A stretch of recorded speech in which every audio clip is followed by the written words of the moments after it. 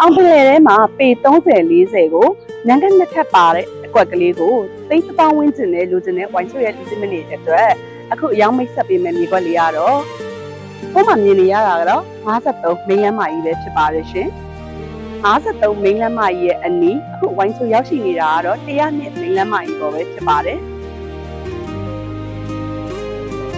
ရောင်းချပေးမယ့်မြေကွက်လေးကတော့102မိန်းလမ်းမကြီးကနေတစ်ခွက်ပဲငုပ်ပါတယ်ဒီနံကတ်နှစ်ထပ်ရောင်းလေးပဲဖြစ်ပါတယ်ရှင်ပေ30-40အကျယ်ရှိပြီးတော့အလှည့်လေးကအများကြိုက်တဲ့အရှိဘက်ကူလေးလေးနဲ့ရရှိမှာပဲဖြစ်ပါတယ်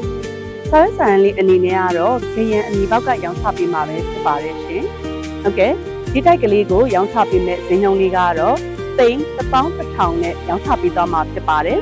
စိတ်ဝင်စားတယ်ဆိုရင်အဆင်ပြေအောင်ညှိနှိုင်းပေးပါမယ်နော်တိုက်ကလေးကိုဝယ်ယူခြင်းနဲ့ဆိုရင်ဝိုင်းချိုအိမ်ချက်မြေ39933405ကိုဆက်သွယ်လိုက်ပါနော်ကျေးဇူးတင်ပါတယ်ရှင်